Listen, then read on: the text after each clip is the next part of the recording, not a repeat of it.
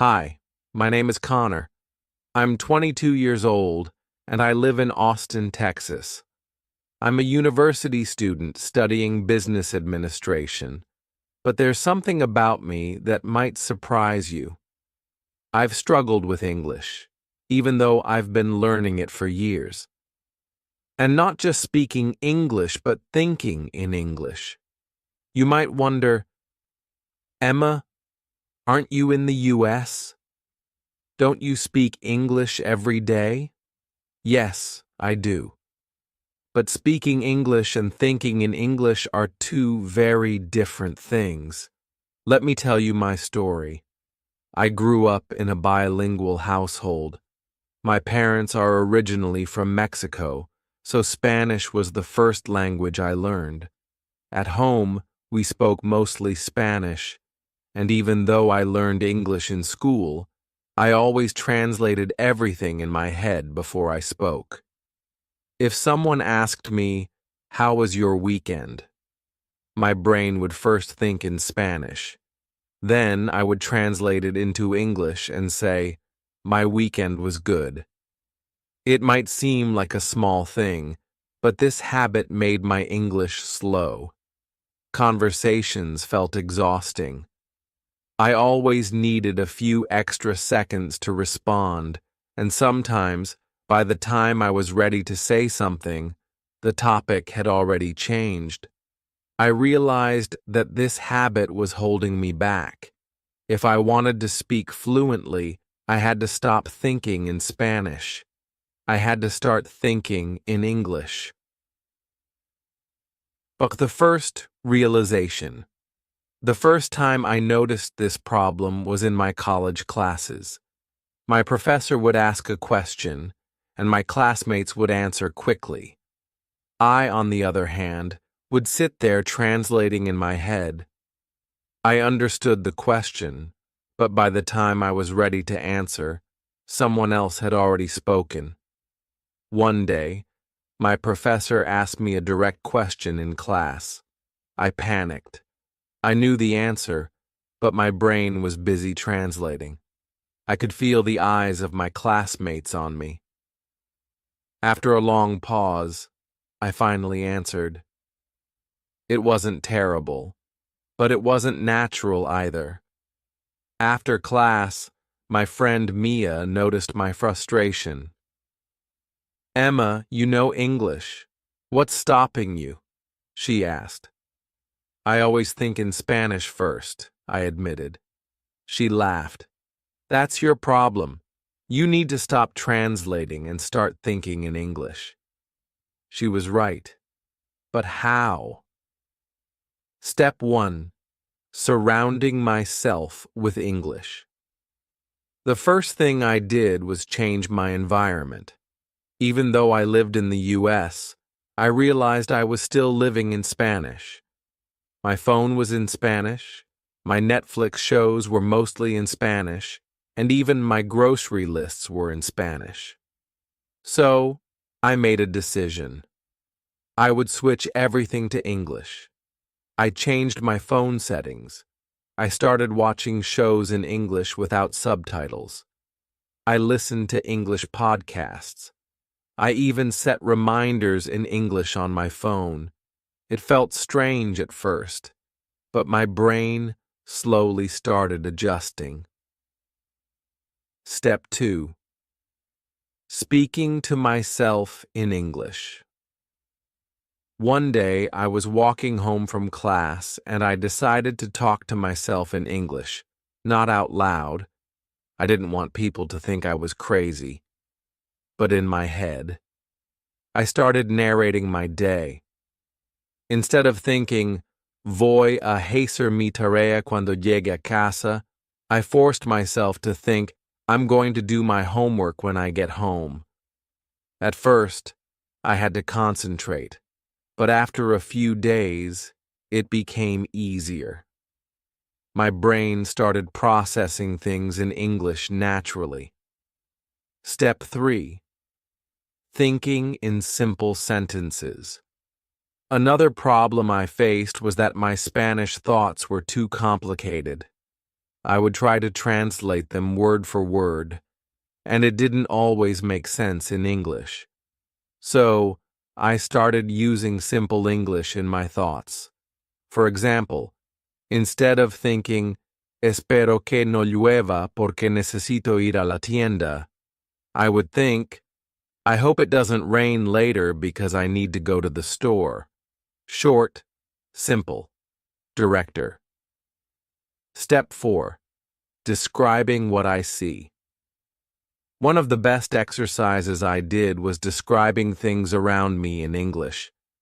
When I was at a coffee shop, I would look around and think, the barista is making coffee. That man is reading a book. This coffee smells good. At first, it was slow, but over time, my brain started doing it automatically. Step 5. Talking without worrying about mistakes. One of the biggest things that slowed me down was my fear of making mistakes. Every time I spoke, I worried about my grammar. But then I remembered something my English professor told me. Native speakers make mistakes too. She was right. I had heard my American friends say things like, me and my friend went to the store, which isn't grammatically correct, but people still say it. I realized that fluency is more important than perfection. So, I started speaking without overthinking. If I made a mistake, I kept going. And something amazing happened. I became more confident. The turning point. A few months later, I had a big moment. I was in a group discussion in one of my classes. The professor asked a question, and before I even realized it, I answered without translating in my head. It was natural. It was automatic. The journey never stops. After that moment in class, I felt a new level of confidence. But the journey to thinking in English didn't stop there. I had to keep practicing, keep pushing myself, and keep challenging my mind. One of the biggest tests came when I had to give a presentation in front of my entire class. Public speaking is scary for most people, but for me, it was even harder. My brain was still adjusting, and I was afraid that, under pressure, I might go back to translating in my head. So, I prepared differently this time. Instead of writing my speech in Spanish and then translating it, I forced myself to write everything directly in English. I practiced out loud, recorded myself speaking, and listened back. On the day of the presentation, I was nervous, but something incredible happened. When I stood in front of the class, I started speaking without thinking about Spanish at all. The words just came naturally. I wasn't just speaking English, I was thinking in English, without fear, without hesitation. That moment made me realize that learning a language is not just about words and grammar, it's about changing the way you think. Overcoming challenges. Of course, there were still challenges. Sometimes, when I was tired, my brain wanted to go back to Spanish, and there were moments when I still felt stuck on certain words. But instead of getting frustrated, I reminded myself, this is normal. I started keeping a small notebook where I wrote down words or phrases that I struggled with. Every night before bed, I would review them. Little by little, those words became part of my natural thoughts. Another challenge was speaking with native speakers who talked too fast. At first, I felt overwhelmed, but I developed a strategy. Instead of trying to understand every single word, I focused on the context. For example, if someone said, "Hey, want to grab a bite?" I didn't stop to think, what does grab a bite mean exactly? Instead, I understood from the situation that they were inviting me to eat. This mindset helped me stop overanalyzing and just go with the flow. The moment I knew I had changed. A few months after my journey started, something funny happened. I was walking through campus, texting my friend, when I suddenly realized I had written the whole message in English without even thinking about Spanish. I stopped for a second. I wasn't translating. I wasn't hesitating. My brain had fully switched to English. That was the moment I knew I had finally trained my mind to think in English. Thinking in English isn't about being perfect. It's about making English a natural part of your life. If you're struggling right now, don't worry. It takes time, but it's possible. Just remember, stop translating in your head. Surround yourself with English every day. Talk to yourself in English. Use simple sentences and grow from there. Accept that mistakes are part of learning. If you keep practicing, one day you'll realize that your brain has made the switch, just like mine did. The power of patience and persistence. After I realized my brain had started thinking in English, I felt proud. But I also knew that this was just the beginning. Learning a language is not something you do once and then stop. It's a continuous journey. Even after making so much progress, I still had moments when my mind would switch back to Spanish, especially when I was tired or stressed. At first, I was frustrated. Why am I still thinking in Spanish sometimes? But then I reminded myself, this is normal. Our brains are naturally wired to go back to the language we are most comfortable with. That's why I had to be consistent. So, I created a daily routine to make sure I didn't lose my progress. My daily routine to keep thinking in English. Every day, I made sure to practice in small but effective ways. Morning routine in English. As soon as I woke up, I narrated my morning in English. I need to brush my teeth. I'll make some coffee. I have a class at 10 a.m. This set my brain in English mode for the day. Writing my thoughts. Before bed, I would write a short journal entry in English about my day. It didn't have to be perfect, but it helped me process my thoughts in English before sleeping. Speaking English, even when alone.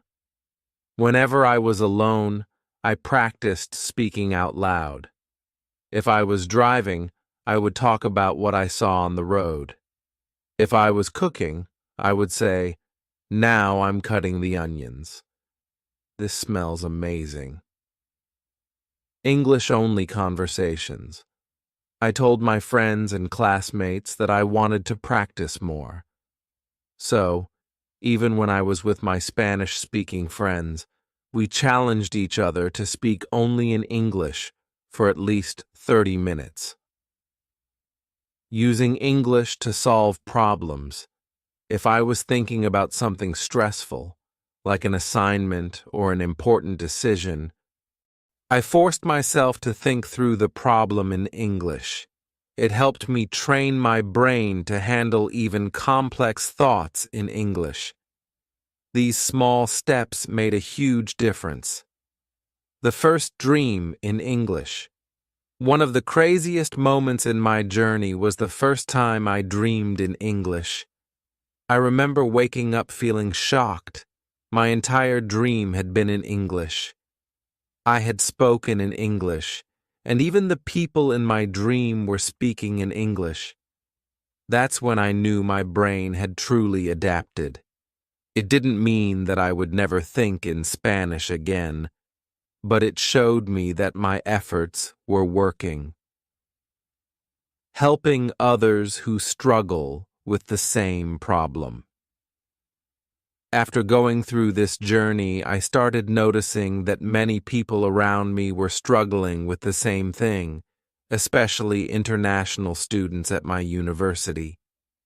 One day, I met a girl named Sophia who had recently moved from Colombia. She was fluent in English, but she told me she still thought in Spanish all the time. I smiled and said, "I used to be exactly like you." I shared my story with her, and she was shocked. "But you sound so natural in English," she said. "Because I trained my brain," I told her. "You can do it too." She started following my daily routine, and after a few months, she told me, "Emma, I just realized I was thinking in English without even trying. That made me so happy because I knew how powerful this skill was." Over time, my daily routine of thinking in English evolved into something more profound, an integral part of who I was becoming. I began to notice that the language wasn't just a tool for conversation, it was reshaping my perspective on life. A new perspective. One brisk autumn morning, I found myself preparing for a group project meeting in one of my business classes. The room buzzed with excitement and ideas, and I felt ready to contribute in a way I hadn't before. During the brainstorming session, when others hesitated or fumbled for words, my thoughts flowed naturally in English. I blurted out, "What if we use digital storytelling to connect with our audience on a more personal level?" The suggestion wasn't rehearsed or meticulously translated. It was pure, spontaneous creativity. The group fell silent for a moment before erupting into discussion. In that instant, I realized that my inner voice, once burdened by constant translation, had become a powerful asset. Testing my fluency. Soon after that pivotal meeting, an opportunity presented itself that would further test and refine my newfound fluency. I secured an internship at a thriving startup in Austin, a company known for its innovative approach and fast-paced environment. Walking into the office on my first day, I was both excited and nervous. I knew that, in the world of business, precision and quick thinking were essential, and I was determined to meet those expectations. The internship was a whirlwind of meetings, project deadlines, and impromptu brainstorming sessions. At one team meeting, while discussing strategies to revamp our marketing campaign, I encountered an unfamiliar business idiom. Instead of freezing up or mentally reverting to Spanish, I made a quiet promise to myself. I would ask for clarification later and learn from it. That evening, after a long day of absorbing new information, I sat at my desk researching the idiom. With each new term I learned, my confidence grew. I began to see that every challenge was an opportunity to enrich my vocabulary and deepen my understanding of the language. Campus life and growth. Beyond the office, my campus life provided endless chances to practice. I joined the English Language Club, where students from all over the world gathered to discuss literature, debate current events, and share their experiences learning English. These meetings became a highlight of my week. In the relaxed atmosphere of the club, I found that I could experiment with idiomatic expressions, ask questions without fear, and even laugh at my own mistakes. One evening, after a passionate debate about American literature, I sat on the campus lawn beneath a canopy of stars. I reflected on the years when I struggled to string together even a simple sentence. Now, not only was I fluent, but I was also able to articulate my opinions and feelings with ease. It was a moment of quiet triumph, a reminder that every small step along the way had led me to this place of confidence and clarity. Embracing duality. I also began to appreciate that thinking in English didn't mean abandoning my roots. Even as my mind increasingly operated in English, the rich tapestry of my cultural heritage remained with me. I still dreamed in Spanish sometimes, and on quiet days, I would catch myself switching effortlessly between the two languages. This duality wasn't a weakness. Rather, it was a strength that allowed me to see the world through multiple perspectives. I realized that being bilingual gave me a unique ability to connect with people from diverse backgrounds, and that versatility was something to be celebrated. A leadership challenge. At the office, during yet another busy week, I was tasked with leading a small project team. We had to develop a proposal for a new client, and I was responsible for organizing our ideas and ensuring that every team member felt heard. In that role, I found that my internal dialogue in English helped me structure my thoughts clearly and assertively. I started jotting down ideas on a whiteboard, explaining each point with clarity. When the client visited for a preliminary meeting, I confidently presented our proposal. The presentation flowed naturally, and I answered questions with a newfound ease that impressed not only my colleagues, but also the client. That day, I realized that thinking in English had become a cornerstone of my professional identity.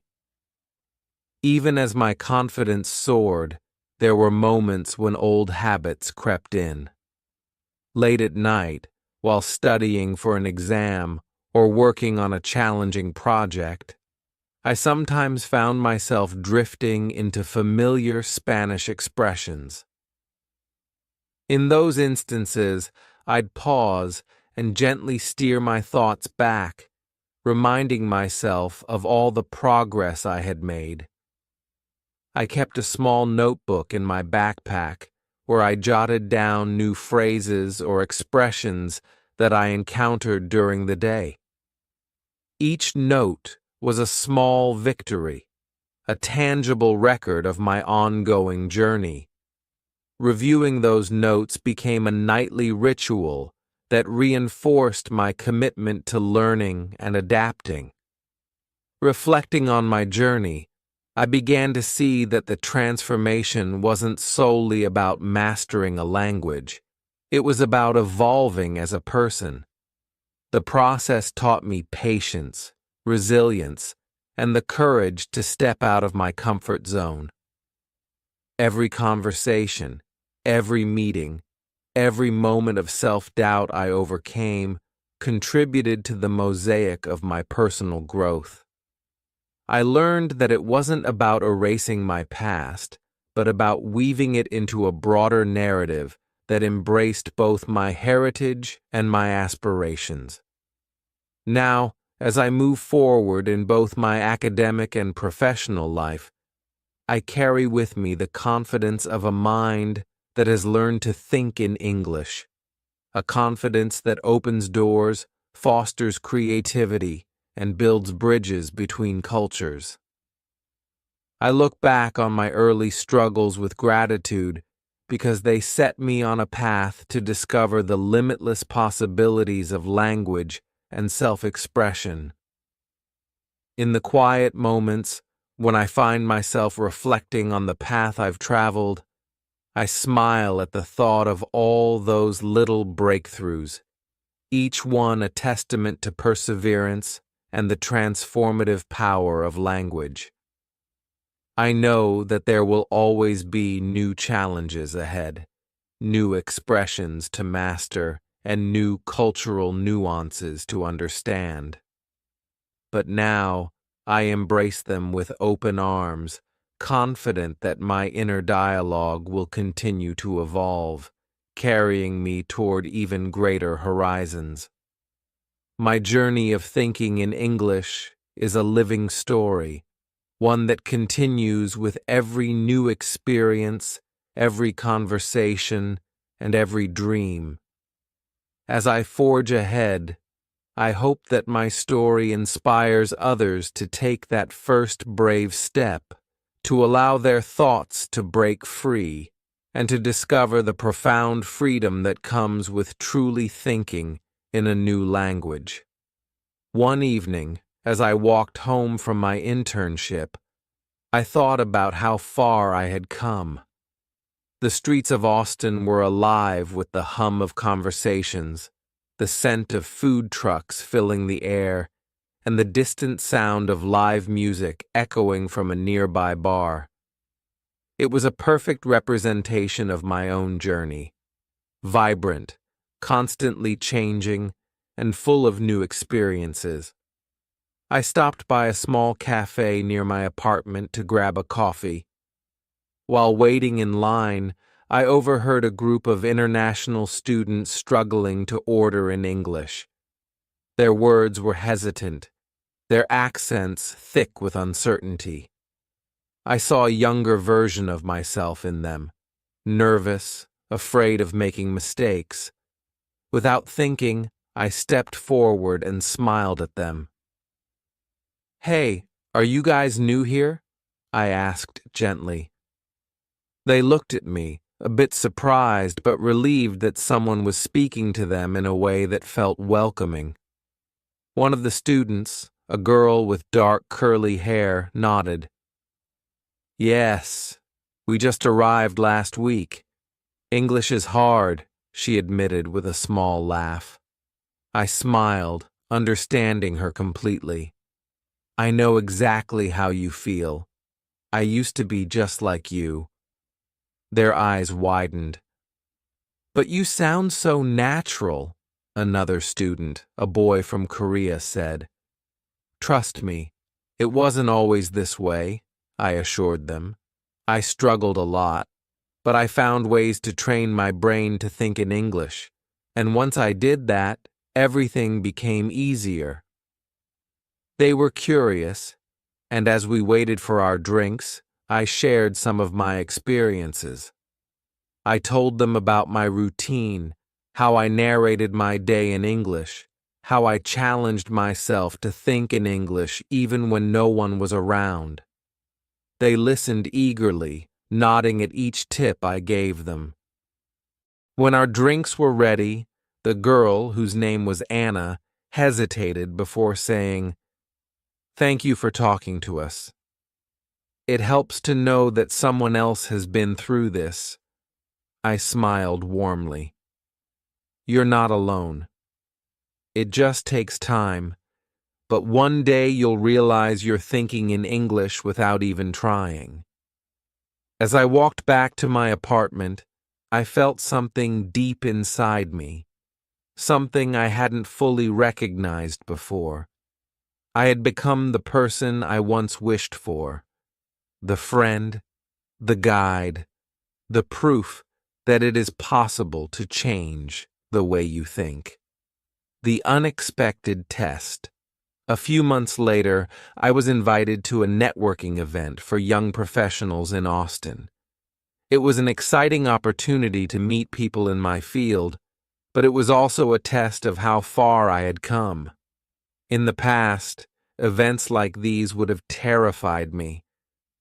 The thought of having to make small talk, introduce myself, and sound confident in English would have made me anxious. But this time, I walked into the event with my head held high. I introduced myself to different people, joined conversations effortlessly, and even cracked a joke or two.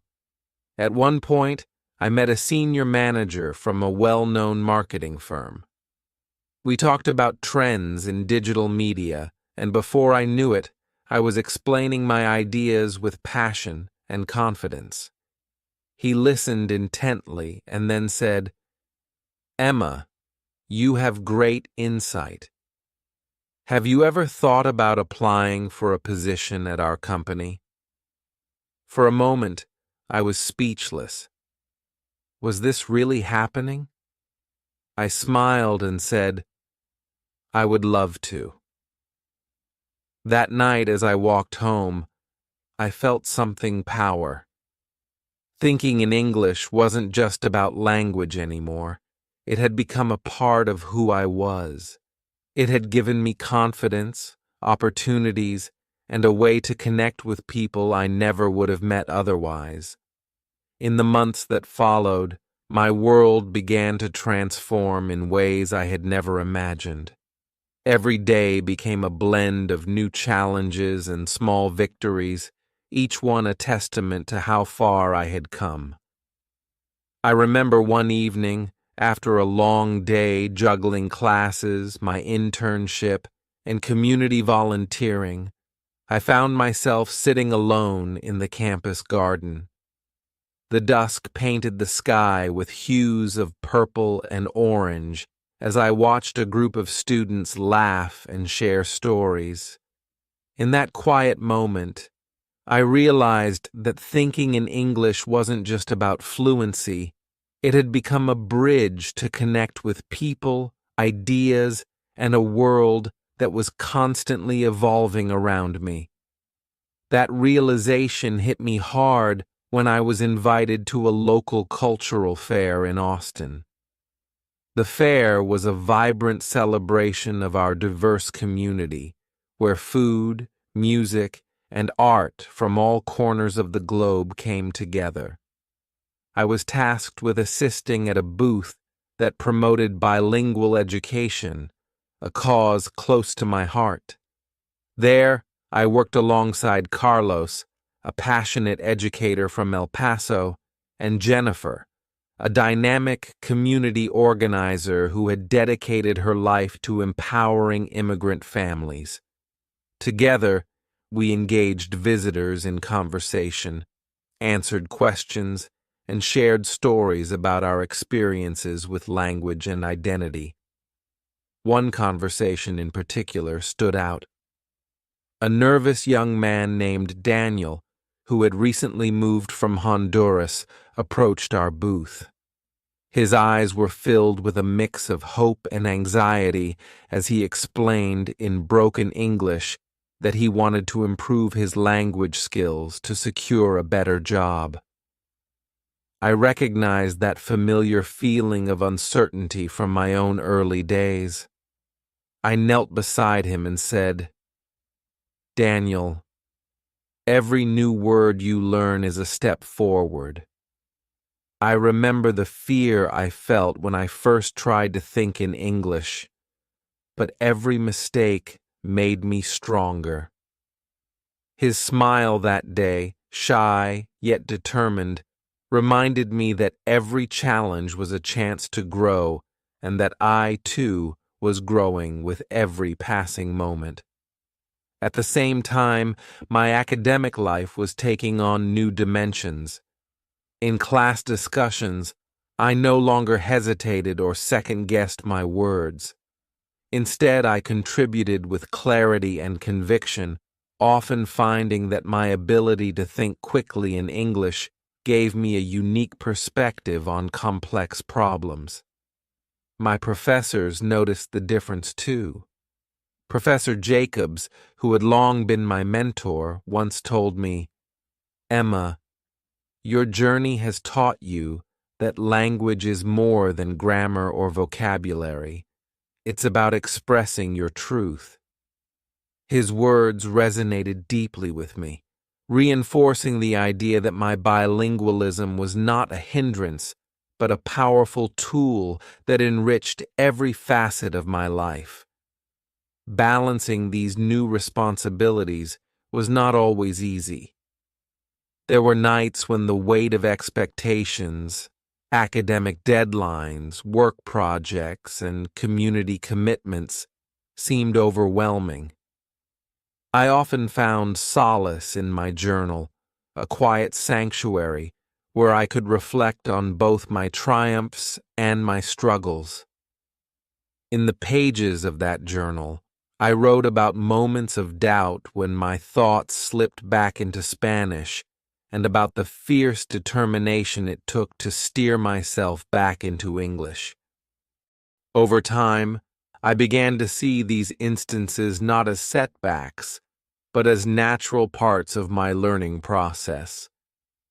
They were reminders that growth often comes with moments of vulnerability. One crisp winter evening, as the campus lay under a blanket of soft snow, I attended a special event at the community center where I volunteered. The event was designed for new immigrants to practice English in a friendly, low-pressure environment. Among the attendees was Lucia, a bright and spirited woman from Peru, who struggled with confidence in her spoken English despite her wealth of ideas. I shared my own story with her, the countless hours of self-talk, the fears of mispronunciation, and the eventual breakthrough that taught me to embrace imperfection. Lucia's eyes lit up with a mix of relief and newfound determination. "Maybe," she said softly, "I can finally stop worrying so much and just speak." That simple exchange reinforced my belief that the power of language lies not in flawless delivery, but in the courage to express oneself authentically. As spring approached, life continued to offer both challenges and unexpected opportunities.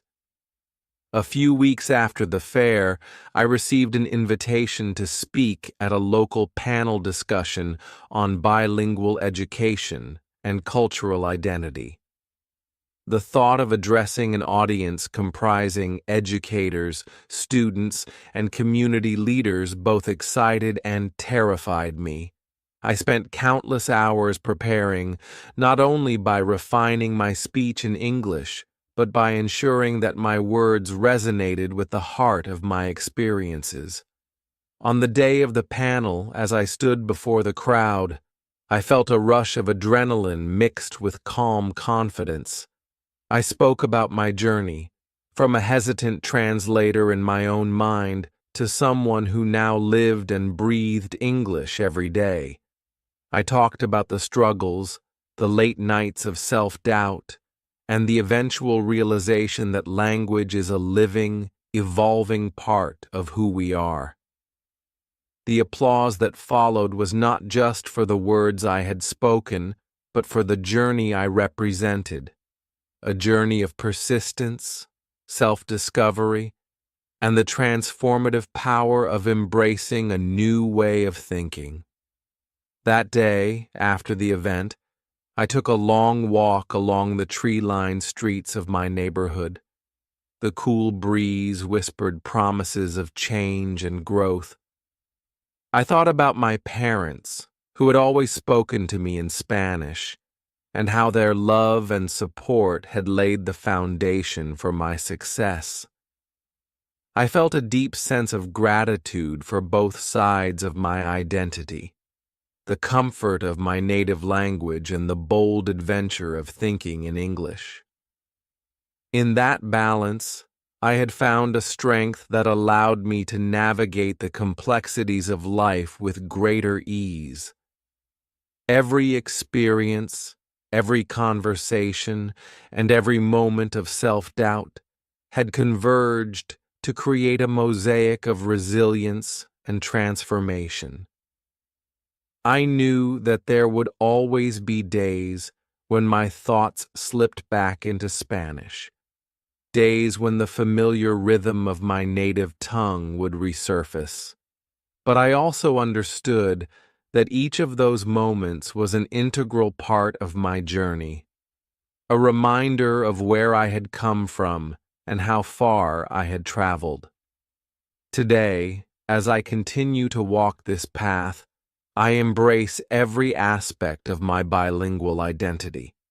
I no longer see thinking in English as a goal to be achieved, but as an ever-evolving process that enriches my perspective and connects me to a world of infinite possibilities. With every conversation, every new word learned, and every moment of shared understanding, I celebrate the unique blend of languages that shapes who I am. And so my story goes on, a journey of learning, of growing, and of daring to express the deepest parts of my soul in a language that once seemed so distant. It is a story that reminds me, and perhaps others, that true progress is not measured by the absence of mistakes, but by the willingness to keep moving forward, to keep embracing the beauty of expression, and to keep believing in the transformative power of language. In the following months, life unfolded in unexpected ways that deepened my connection with English and, more importantly, with myself. Every morning, as I sipped my coffee on the small balcony of my apartment in Austin, I would reflect on the new challenges the day might bring. I was no longer just a student navigating college classes or juggling an internship. My world had expanded to include mentoring, public speaking, and even creative projects that merged my personal experiences with my passion for language. One crisp April morning, I received an invitation to attend a regional conference on bilingual education and cultural identity in New York City. The invitation came from Karen Smith, a respected professor of linguistics, whom I had met during one of my university workshops. Karen had told me that she was compiling stories about language learning for an upcoming publication, and that my journey was one of the most inspiring examples she had encountered.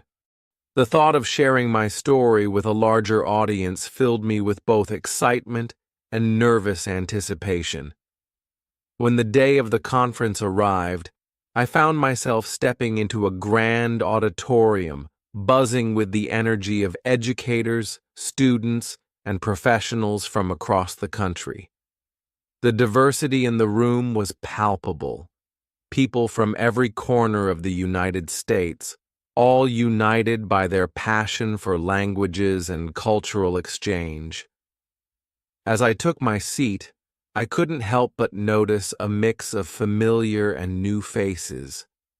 There was Mia, an old friend from college who had also embraced her bilingual roots, and several others whose eyes sparkled with the same determination that had once defined my own struggle.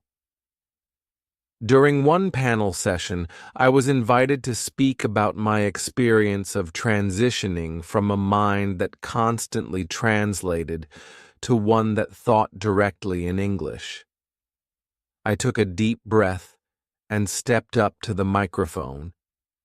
In that moment, I realized that all the late-night journal entries, the countless hours of self-talk in English, and the moments of doubt had led me to this very stage. I recounted how I had once hesitated in class, worried that every word had to be perfect, and how, over time, I learned to let go of the fear of mistakes. I shared practical tips, like narrating my day in English and jotting down challenging phrases that had helped me along the way. The response was overwhelming.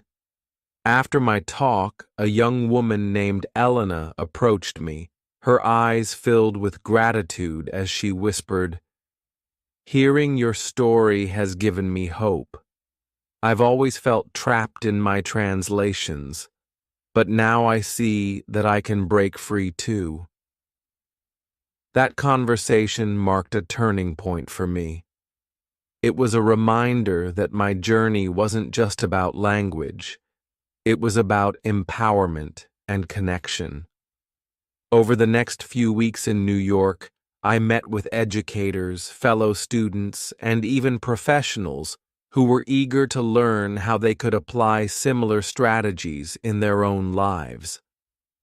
I spent long afternoons in quiet coffee shops discussing innovative language programs and the power of immersive environments with people like Daniel, a tech entrepreneur who had struggled with language barriers in his own career, and Sophia, a community organizer from Boston with a passion for cultural inclusion. Back in Austin, the lessons I learned in New York began to ripple through every aspect of my life. I launched a small workshop series on thinking in English at my university. The sessions were intimate, held in a bright classroom lined with inspirational posters and a whiteboard filled with notes in neat handwriting. I invited students from various backgrounds: Anna, who had always hesitated to speak up in class; Ahmed, whose quiet brilliance shone through his written essays; and even Lucia, who had once doubted her ability to express herself in English. Together, we practiced speaking without fear, shared our personal challenges, and celebrated every small victory. One particularly memorable afternoon during one of our workshops, I introduced a simple exercise. I asked everyone to describe an object in the room, be it the old wooden desk or the potted plant in the corner, in as much detail as possible, solely in English. As each person took their turn, I watched how their confidence blossomed. The exercise wasn't just about vocabulary or grammar, it was about trusting their inner voice. When Anna described the desk with a mix of humor and poetic insight, the room burst into applause. That moment, like so many others, reminded me of the transformative power of thinking directly in a new language. Amid these professional and community endeavors, life continued to weave in moments of personal growth. I still found time to nurture my creative side, picking up a pen in the quiet hours of the night to write short stories and reflections. In one such story, I recounted the memory of a rainy afternoon when I sat by my window in Austin, the patter of rain against the glass mirroring the rhythm of my thoughts. In that solitude, I had a revelation. While English had become the language of my aspirations and public life, Spanish remained the language of my heart, a reminder of my heritage, my family, and the comforting cadence of my childhood. This duality wasn't a conflict. It was a harmonious blend that enriched my perspective. I began to incorporate both languages into my writing, crafting bilingual poems that celebrated the beauty of cultural intersections.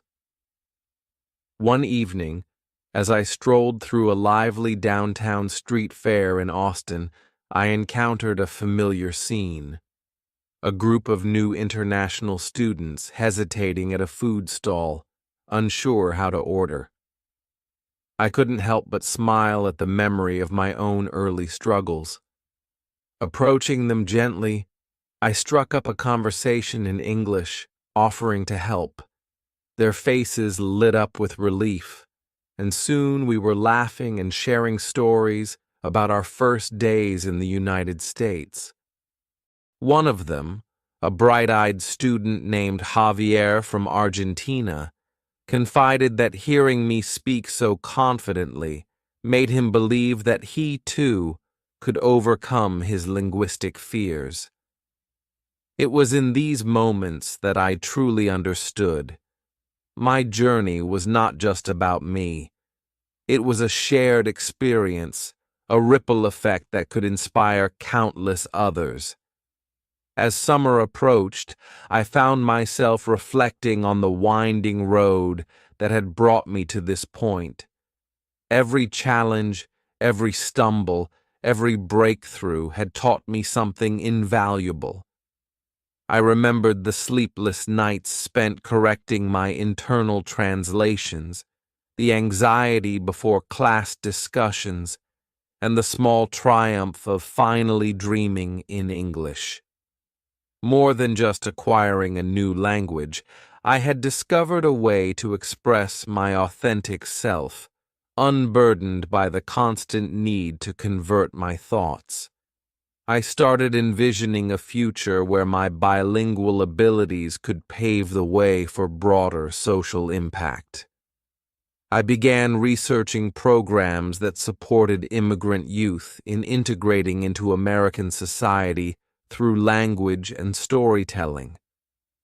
I dreamed of establishing a community center where students could come together to share their narratives, learn from each other, and celebrate the diverse threads that wove the fabric of our nation. In many ways, my journey of thinking in English was evolving into a mission, a commitment to empower others to find their voices, no matter the language they spoke. One crisp fall evening, as I walked along the tree-lined streets of Austin, the gentle rustle of leaves underfoot reminded me of the ever-changing seasons of life. I paused at a small park bench and took out my journal. With careful, deliberate strokes, I wrote down my thoughts, not just as a record of my progress, but as a beacon for those who might one day walk a similar path. I wrote about the importance of perseverance, the beauty of cultural duality, and the boundless potential that comes with embracing a new way of thinking. In that quiet moment, I felt a profound connection to everyone who had ever struggled to express themselves, regardless of the language. Today, my journey continues.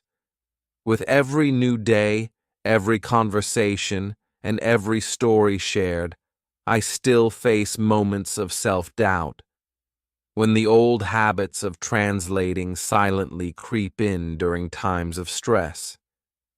But now I see those moments for what they truly are. Reminders of a past that made me who I am, and stepping stones toward a future filled with endless possibilities. Looking back, I realized that learning to think in English was not merely a linguistic achievement. It was a journey of self-discovery, resilience, and connection. It taught me that language is more than a set of words. It is a living, breathing expression of our identities. As I continue to navigate the complexities of life as a bilingual woman in the United States, I carry with me the certainty that every challenge is an opportunity, every conversation a bridge, and every word a step toward a brighter, more inclusive future. Below is a comprehensive list of tips and tricks to help you start thinking in English. Each strategy is explained in detail to help you incorporate them into your daily life. 1. Immerse yourself in an English environment or what it means. Surround yourself with English in every part of your day. This doesn't just mean listening to music or watching movies. It's about making English the primary language you interact with. Oh, how to do it. Change your device settings. Set your phone, computer, and apps to English. Consume English media. Watch TV shows, movies, or YouTube channels in English. Listen to English podcasts and radio stations. Follow social media in English. Subscribe to English-speaking influencers, news outlets, or hobby groups. Oh, why it works. Constant exposure trains your brain to process information in English, gradually reducing the habit of translating from your native language. 2. Practice self-talk and internal narration of what it means. Instead of translating your thoughts from your native language, start narrating your day-to-day activities in English. Oh, how to do it. Daily narration. As you perform routine tasks like making breakfast or commuting, describe what you're doing in English in your head. For example, I'm boiling water for coffee, or I need to check my schedule for today. Verbal practice. Occasionally speak out loud to reinforce your thoughts in English. When you're alone, it might feel odd at first, but saying things aloud helps internalize the language. Why it works. Self-talk creates a direct link between your thoughts and English, bypassing the need for translation and making your speech more fluid and spontaneous. 3. Keep an English journal. What it means. Writing down your thoughts in English daily helps reinforce new vocabulary and sentence structures. How to do it. Daily entries. Dedicate a few minutes each day to write about your experiences, thoughts, or even reflections on what you learned. Reflect on progress. Look back at your earlier entries to see how far you've come and note areas for improvement. Why it works. Journaling in English forces you to form sentences directly, boosting your confidence in structuring ideas without the need to translate. 4. Read extensively in English. What it means. Regular reading exposes you to different writing styles, vocabulary, and grammatical structures. How to do it. Choose varied content. Mix up reading fiction, nonfiction, newspapers, blogs, or academic articles. Highlight and note new words. When you come across unfamiliar words, highlight them, look up their meanings, and try to use them in your writing or conversation. Why it works.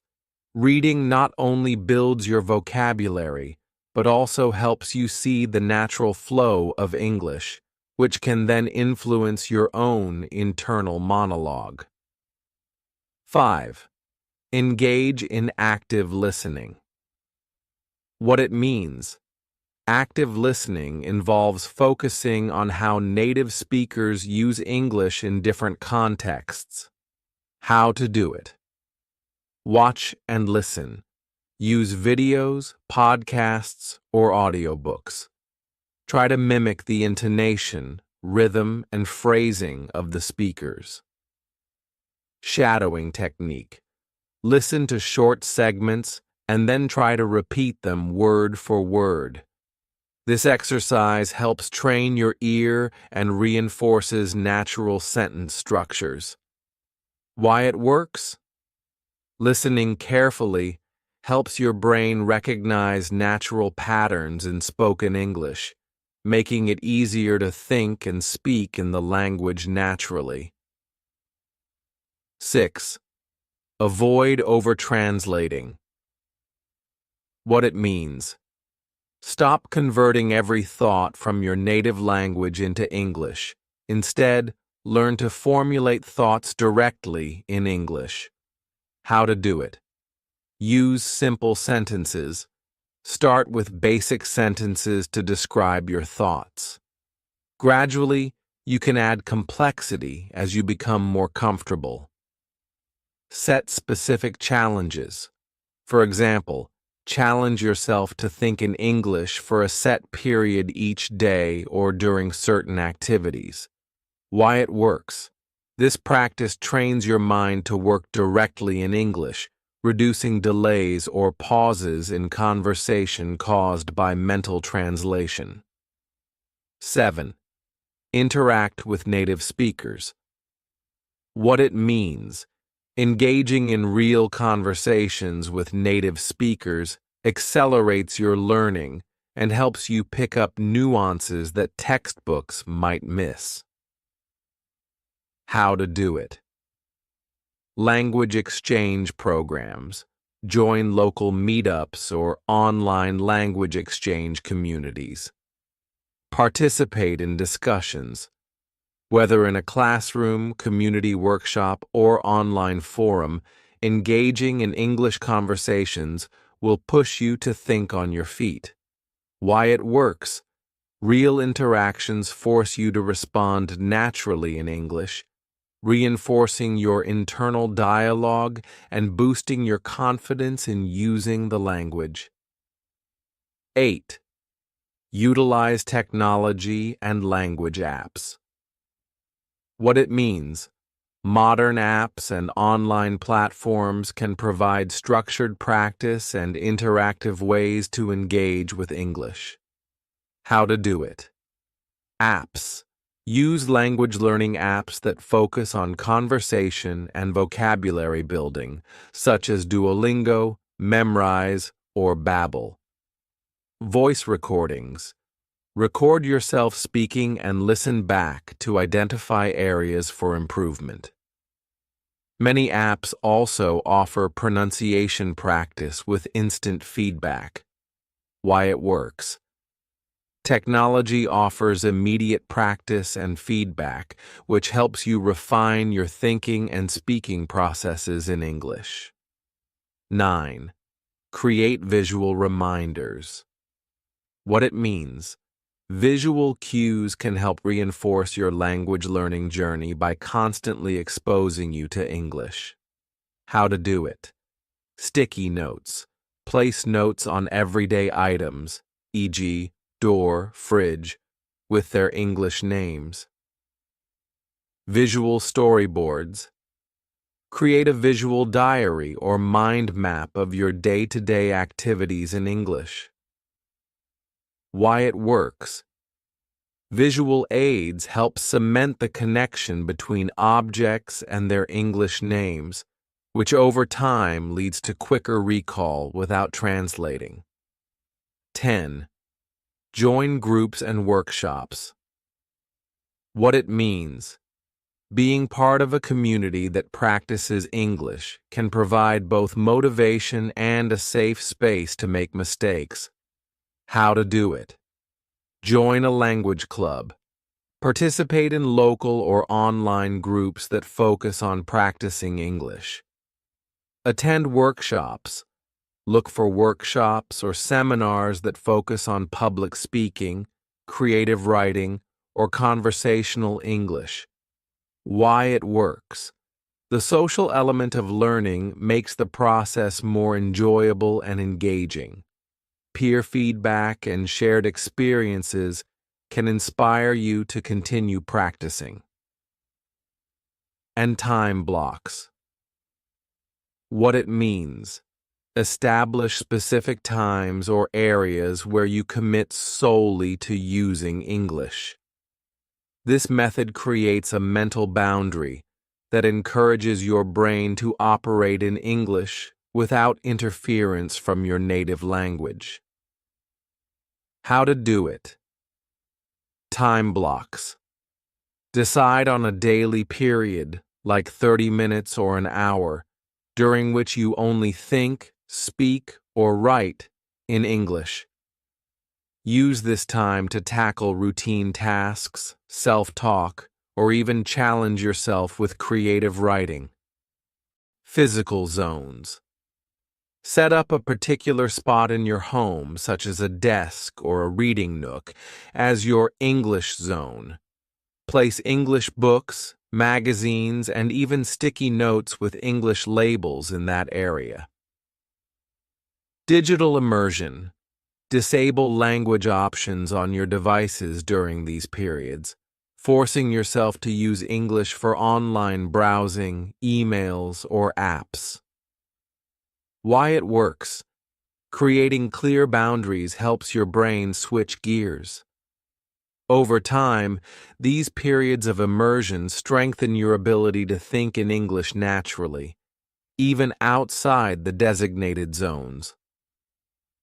5. Interactive technology and gamification. What it means. Leverage modern technology to add an interactive and fun element to your language learning.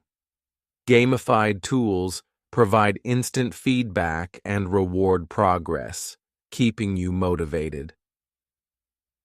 How to do it.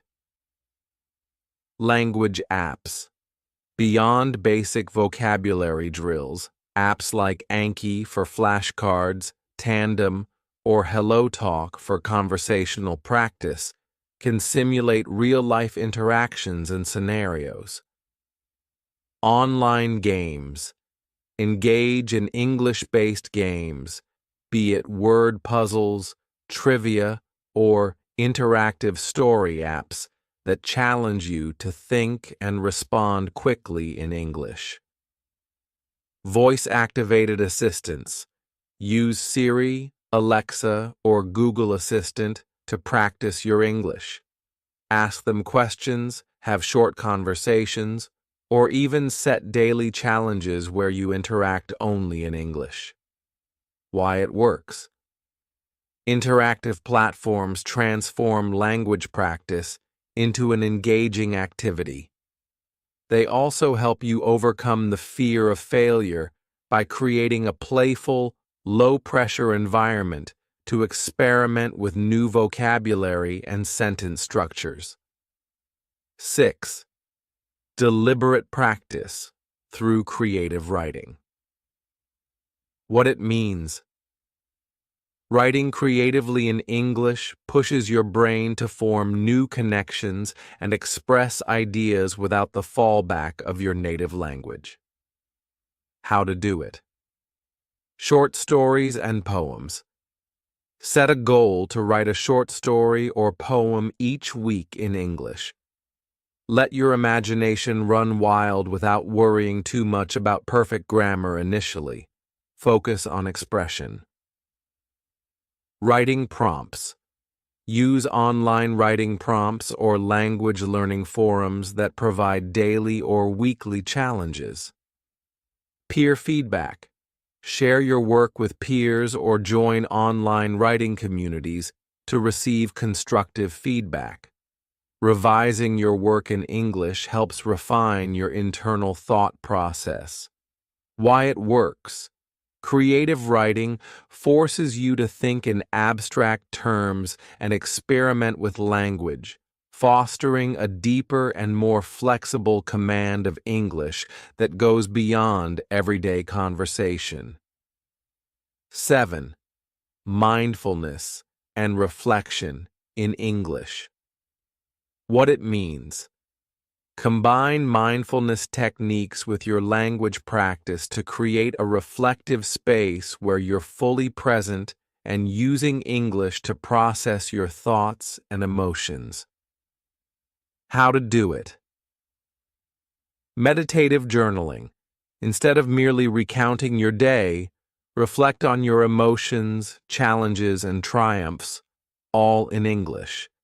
This can include guided meditations where you verbalize your inner state. Affirmations. Create a list of positive affirmations in English, e.g., I am confident in my ability to communicate in English. Why it works. Mindfulness techniques allow you to connect deeply with the language while cultivating a positive mindset, making learning more enjoyable and meaningful.